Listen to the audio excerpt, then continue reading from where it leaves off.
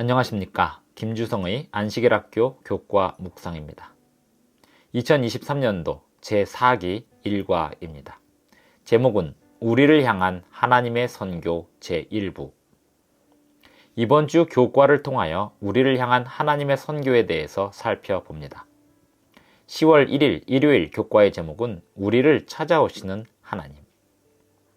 하나님께서 사람을 찾아오시는 목적은 무엇일까요?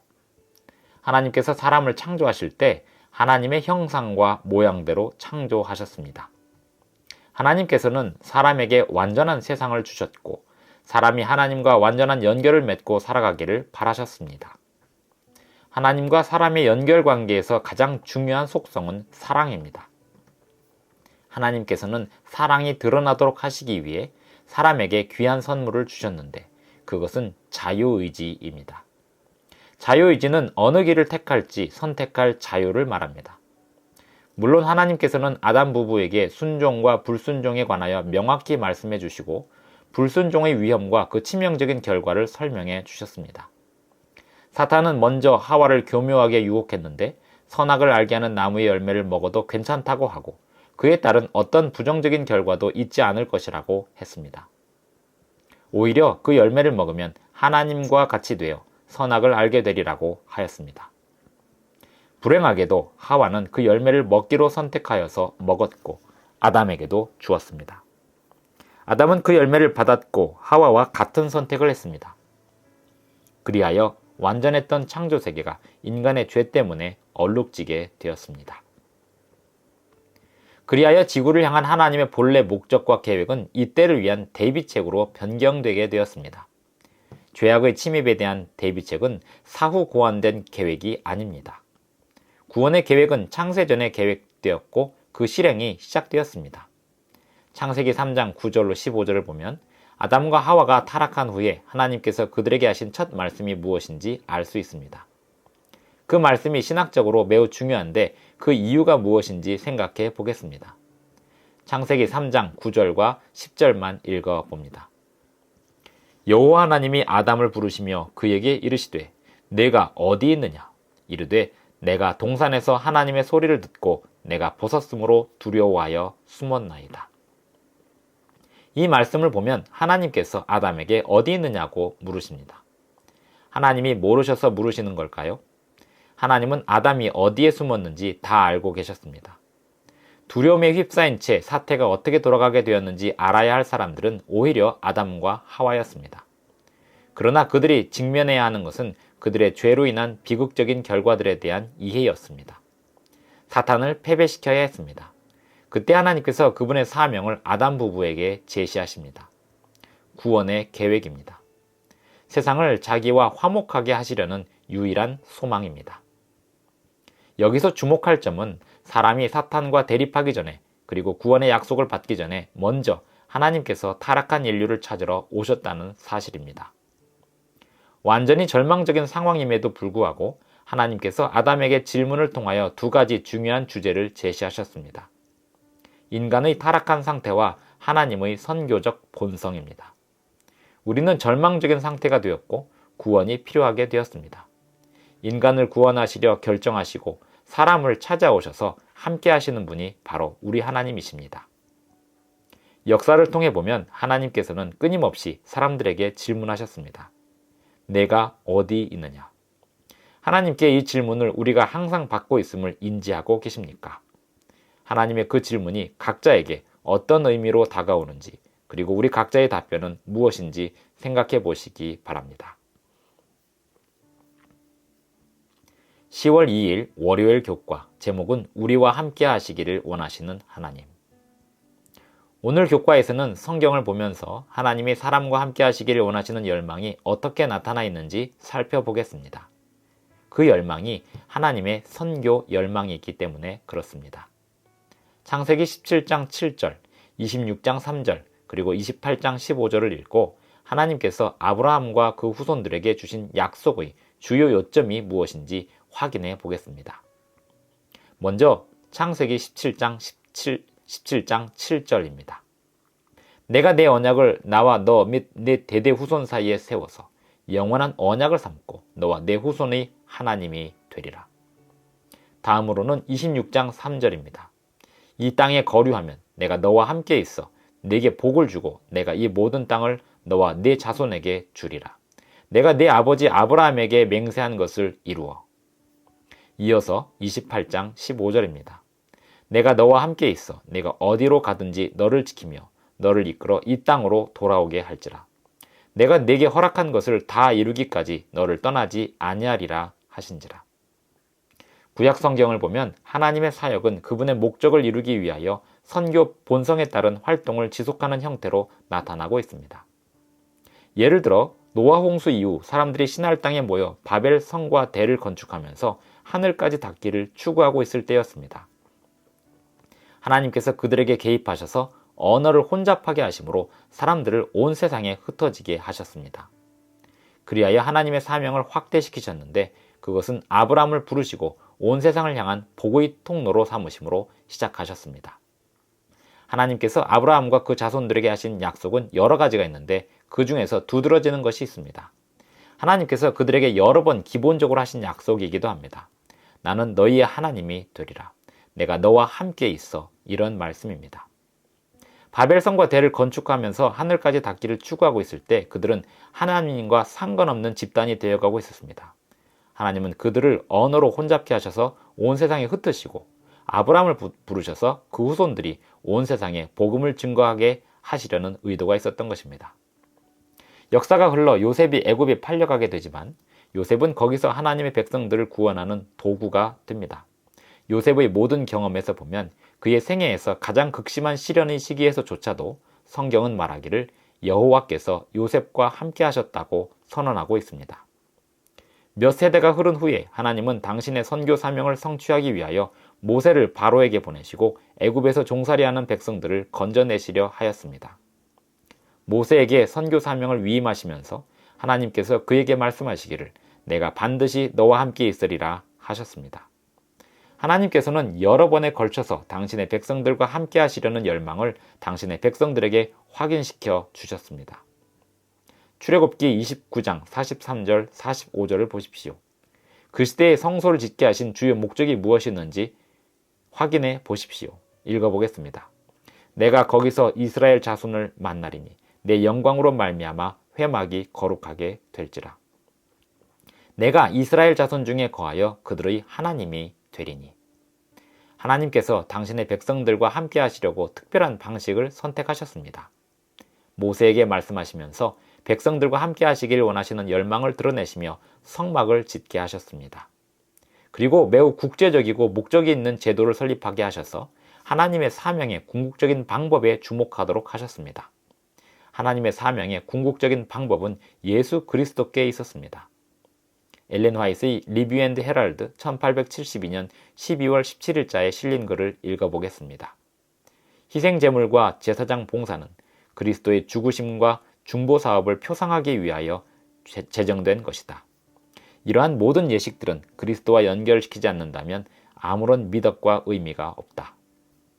오늘날은 우리 삶에서 하나님의 임재를 경험하게 되는 어떤 계기들이 있는지 생각해 보시기 바랍니다. 10월 3일 화요일 교과 제목은 우리와 하나가 되신 하나님. 하나님께서는 사람을 향한 선교의 목적을 이루시기 위하여 사람과 하나가 되셨습니다.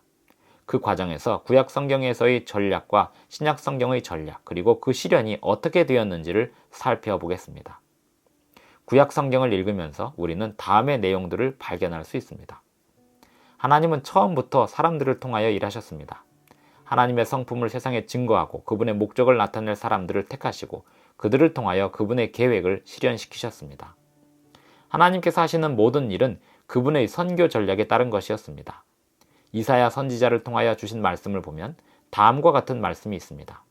이사야 46장 9절 10절 말씀의 일부를 읽어보겠습니다.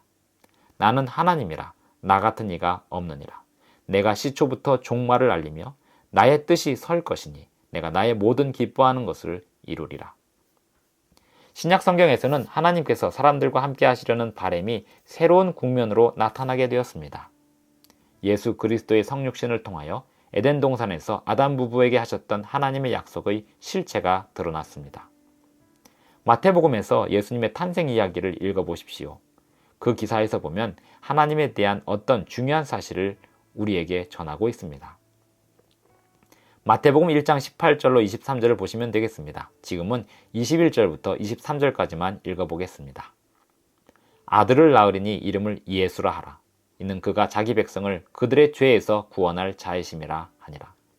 이 모든 일이 된 것은 주께서 선지자로 하신 말씀을 이루려 하심이니 이르시되 보라 처녀가 잉태하여 아들을 낳을 것이요 그의 이름은 임마누엘이라 하리라 하셨으니 이를 번역한즉 하나님이 우리와 함께 계시다 함이라. 하나님이 우리와 함께 계시다. 임마누엘. 하나님께서는 성소에서 당신의 백성들과 함께 하셨습니다. 그리고 이제는 나사렛 예수로 오셔서 사람의 몸으로 백성들과 함께 하십니다. 예수님의 탄생은 하나님께서 사람과 함께 하시려는 강력한 열망을 구체적으로 나타내신 것입니다. 그 열망이 하나님의 품성과 사명에 들어 있었습니다. 하나님의 아들이신 예수님은 완전한 인성과 완전한 신성을 모두 지니신 채로 사람과 함께 하셨습니다. 예수님은 본인이 선언하신 대로 길이요 진리요 생명이십니다. 예수님으로 말미암지 않고는 아버지께로 갈 자가 없습니다. 사랑을 향한 하나님의 사명에서 예수님의 성육신은 우리에게 무엇을 보여주는 것일까요? 요한복음 1장 14절을 읽어보면 이렇습니다. 말씀이 육신이 되어 우리 가운데 거하심에 우리가 그 영광을 보니 아버지의 독생자의 영광이요 은혜와 진리가 충만하더라. 하나님께서는 계획을 추진하셨고 예수 그리스도께서 육신의 몸으로 사람들 사이에 나타나셨습니다. 사람이 예수님을 통해 그 영광을 보니 아버지의 독생자의 영광이요 은혜와 진리가 충만함을 보게 되었습니다. 구약성경 선지자들의 예언이 성취되었고 거룩한 계획에 따라서 하나님은 사람과 하나가 되셨습니다. 하나님의 선교는 그분의 목적을 성취하기 위하여 계속되고 있었던 것입니다. 하나님 사랑의 위대하심으로 하나님이 사람이 되시기까지 하셨습니다. 이것을 생각할 때 우리는 다른 사람들을 향해 선교하는 차원에서 하나님의 사랑에 어떻게 반응하게 될지 생각해 보시면 좋겠습니다. 부조화 선지자 520쪽의 글을 읽습니다. 하나님의 백성 사이는 연합과 우애가 있어야 한다. 그것이 하나님의 뜻하신 바이다. 10월 4일 수요일 교과 제목은 우리와 항상 함께 하시는 하나님. 예수님의 생애와 그 사역은 가장 결정적인 하나님의 계시였습니다. 약 3년 동안 하나님이 어떤 분이시고 그분의 하시고자 하는 바가 무엇인지에 대해서 그 이전 세대에 보여주셨던 그 어떤 방법보다도 더 많은 것을 계시하실 수 있었습니다. 골로새서 1장 15절, 19절, 20절을 인용하여 본다면 그리스도께서는 실로 보이지 아니하는 하나님의 형상이셨으며 모든 충만으로 예수 안에 거하게 하시고 그의 십자가의 피로 화평을 이루셨습니다. 그리스도 안에서 하나님의 선교하시려는 품성이 완전히 잘 알려질 수 있었습니다. 예수님은 당신께서 오신 목적을 분명히 밝히셨습니다. 인자가 온 것은 잃어버린 자를 찾아 구원하려 함이니라. 요한복음 3장 16절을 다시 읽고 묵상해 봅니다. 하나님의 사랑과 선교하시는 품성이 이 성경절 안에서 어떻게 나타나고 있는지 생각해 봅니다. 하나님이 세상을 이처럼 사랑하사 독생자를 주셨으니 이는 그를 믿는 자마다 멸망하지 않고 세상의 구원을 받게 하려 하심이라. 예수님의 생애 후반 마지막 한 주는 인류의 최종 운명이 달린 중요한 주간이었습니다. 그 기간에 일어났던 일들은 과거의 기대를 미래의 소망에 연결할 수 있게 하였습니다. 과거의 애굽의 압제로부터 벗어났던 자유를 가리켰던 6월절 기간 동안 그리스도 예수, 성육신하신 하나님께서는 자신의 삶을 바치셔서 인간을 죄의 속박에서 구원하셨습니다. 사도 바울은 이렇게 기록했습니다. 하나님이 죄를 알지도 못하신 이를 우리를 대신하여 죄로 삼으신 것은 우리로 하여금 그 안에서 하나님의 의가 되게 하려 하심이라. 마태복음 28장 18절로 20절을 읽어보겠습니다. 위대한 사명, 그 안에 담긴 어떤 약속이 있는지 확인합니다. 우리가 하나님의 사명을 감당하게 될 때 약속에 대한 어떤 확신을 가질 수 있을까요? 예수께서 나와 말씀하여 이르시되 하늘과 땅의 모든 권세를 내게 주셨으니 그러므로 너희는 가서 모든 민족을 제자로 삼아 아버지와 아들과 성령의 이름으로 침례를 베풀고 내가 너희에게 분부한 모든 것을 가르쳐 지키게 하라. 볼지어다 내가 세상 끝날까지 너희와 항상 함께 있으리라 하시니라. 예수 그리스도의 죽으심은 이 죄악된 세상 역사에서 화목의 과정이지 완결이 아닙니다. 물론 예수님은 죽음을 정복하셨고 하늘과 땅의 모든 권세를 받으셨습니다. 그러나 예수님이 모든 권세를 받으셨다고 해서 이 땅의 모든 사람들이 하늘과의 화목에 대하여 온전히 납득한 것은 아직 아닙니다. 사람이 하늘과 화목함은 예수님의 제자가 되기로 선택할 때 이루어집니다.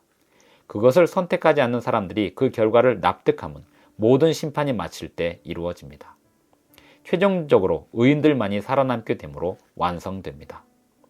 그러므로 예수님은 모든 제자들에게 사명을 위임하십니다. 온 세상으로 가서 예수님의 제자를 만들라는 것입니다. 그리고 놀라운 약속을 주십니다. 내가 세상 끝날까지 너희와 항상 함께 있으리라. 우리는 예수님의 사명을 섬기는 삶을 살고 있는지 생각해 보시기 바랍니다.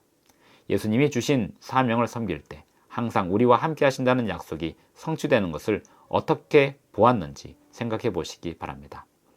10월 5일 목요일 교과 제목은 우리를 위해 다시 오실 하나님. 요한복음 14장 1절로 3절을 보겠습니다. 성경에 나오는 마지막 때의 기별과 이 성경절이 어떻게 연결되는지 확인해 봅니다. 너희는 마음에 근심하지 말라. 하나님을 믿으니 또 나를 믿으라.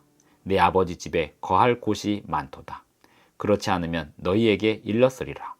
내가 너희를 위하여 거처를 예비하러 가노니 가서 너희를 위하여 거처를 예비하면 내가 다시 와서 너희를 내게로 영접하여 나 있는 곳에 너희도 있게 하리라. 예수님의 지상 사역 동안 그리스도께서 주신 가장 귀한 약속 중에 하나가 있는데 그 약속이 바로 이 말씀입니다. 영원히 사람과 함께 하시려는 하나님의 소망이 담겨있는 약속입니다. 사도 요한은 이 약속들이 마침내 성취될 것에 대해 이렇게 기록하였습니다. 요한계시록 21장 3절입니다. 내가 하늘에서 나는 큰 음성을 들으니 이르되 보라, 하나님의 성막이 사람들과 함께 있고 그분께서 그들과 함께 거하시리라. 그들은 그분의 백성이 되고 하나님께서는 친히 그들과 함께 계셔서 그들의 하나님이 되시리라. 시대의 소망 26쪽의 글을 읽습니다. 구속의 사업은 완성될 것이다. 죄가 많던 곳에 하나님의 은혜가 더욱 풍성하여진다.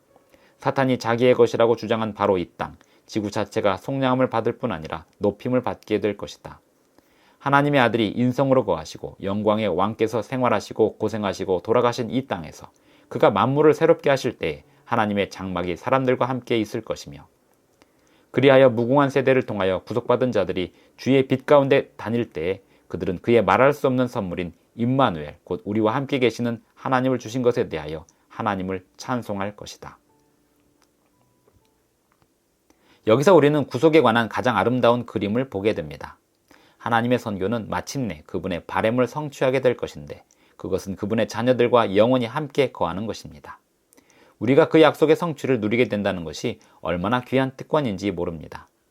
이번 기 교과 내용 속에 도전 과제가 있습니다. 함께 해요와 시작해요 도전 과제입니다. 이번 기 동안 하나님의 사명에 자발적으로 참여하도록 초청을 받게 될 것입니다. 이 초청에 응함은 우리의 생애에서 하나님의 사명이 이루어지는 것을 보고 경험하게 해줄 것입니다. 이러한 경험들을 매주 교과반에서 반원들과 나눌 시간을 가져보시면 좋겠습니다. 함께 해요와 시작해요 도전은 하나님의 선교에 대한 동참을 더욱 잘할 수 있도록 돕는 시간이 될 것입니다. 이번 주 함께 해요 도전은 이것입니다.